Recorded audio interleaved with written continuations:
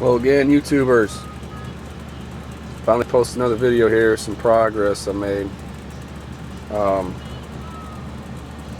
my last video, I was showing you guys my circuits here, and I was testing the capacitor, and it was dropping as I was testing it. It's never happened to me before. I wonder what the hell's going on. So I checked the wall wart, and it was dropped to real low, almost nothing. I knew there was a problem, so I did some searching and found out I had a couple transistors blown, and that was because my neon light bulbs burned out, and I guess they overheated. I'm not sure, but it happened when my my neon bulbs blew out. But I watched a bunch of videos online at Rick Friedrich videos. He's got one. It's 4-pole. It was a 4-pole senior powering a 400-watt wind generator. In that video, he explains a ton about this resistance thing here. It's crazy how much resistance plays a factor in this stuff. I mean, resistance seems like it's half of it. I don't know, but and when I fixed it, I changed my resistors around on here. I put 100 ohm resistors on it, and it was charging the capacitor up to about 200 volts. Wouldn't go very high. But when I had the 470s on there, it was charging the capacitor up to over 400. So it made a huge difference with those resistors. But when you put the 100 on there, it makes the lights come on, and then the lights want to burn out and start popping shit. So it's kind of like a catch-22 there. I'm not sure what to do about that or how to fix that. But I put some really beefy diodes on there. I don't know if you can see those suckers, man. Those are the ones that Rick Friedrich sells on his website, Our Charge.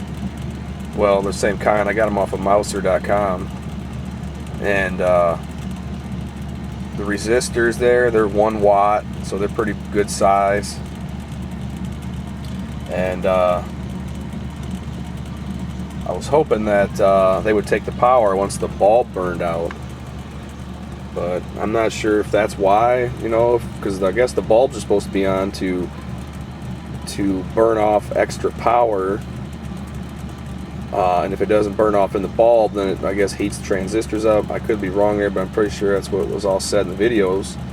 But I was hoping that the bulbs did blow out with that big heatsink I got it on, those big parts, that it wouldn't overheat. But for some reason, the last circuit, it did blow a transistor or two, which is really weird. But on that video also, Rick connected all his circuits together with one trigger.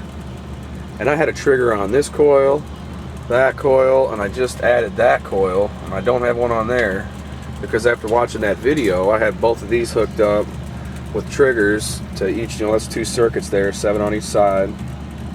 But I just wanted to try to see if I could link all of them together on one trigger, all these different circuits, and sure enough, it worked.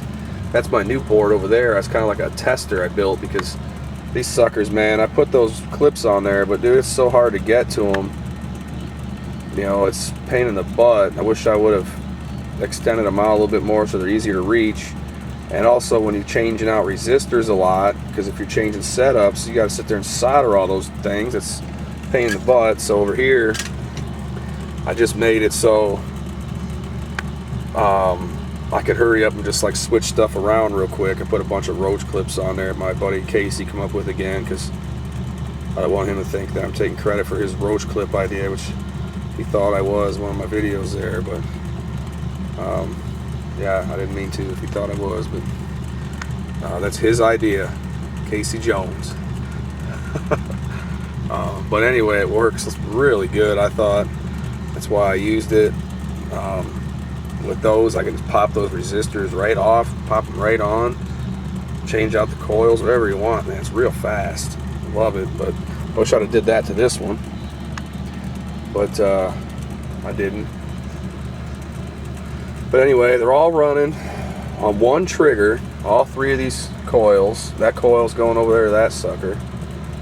That one over there is on that far side, and this one over here is on this side over here. And why those lights are on and not that side, I have no idea. Same resistors. They're only, what I put on there, 10. I got a big shipment in today from Mouser. It's a big old box of parts. Got a bunch of resistors here. They are they're 10 ohm, 100 watt, 10 ohm resistors is what I put on all this. On Rick's video, he has had 5 ohm, and he kept calling it a branch resistor. And he puts a resistor where the trigger goes in, instead of hooking it straight to where it ties in usually with the resistors there. Your trigger, he'll put a bigger resistor in there, and he calls it a branch resistor.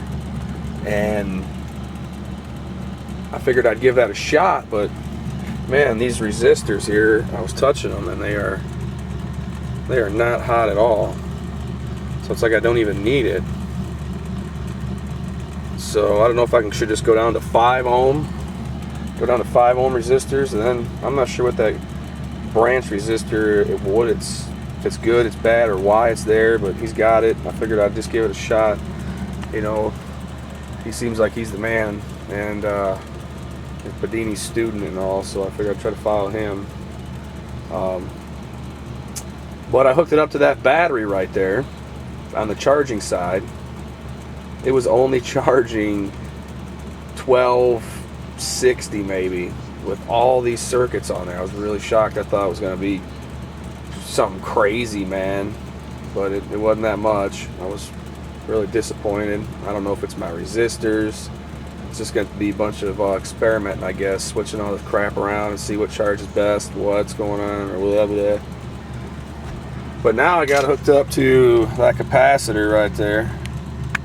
It's the 400 volt, 150 microfarad capacitor. I checked it a minute ago, and it was only charging up to, what was it, 200 and some volts. Wasn't much. So I got the best results, these capacitors, to charge over 400 volts when I had this coil hooked up separately and that coil hooked up separately with 100 ohm resistors on each. But the resistors got hotter than hell, man. My light bulbs came on, eventually burned out, so definitely like to find a happy medium there somehow. But anyway, if anybody's got any ideas, man, feel free to comment. I'd appreciate it so I can try to figure this crap out. But otherwise, thanks for watching, man. And if you got any questions, feel free to ask. I'll be glad to help you guys, or anybody needs any advice or what. Seems like a lot of guys don't want to help you out on YouTube. It's really bizarre, you know, they post all this shit. What the hell is the point of posting it if you're not going to help everybody? It's kind of like making them all jealous, like I was all jealous. So I love to help people out if they need it. You know, I'm not that smart at it, obviously, as you can see, but if I can help you, I'll be glad to. And that's all I got, man. Thanks for watching.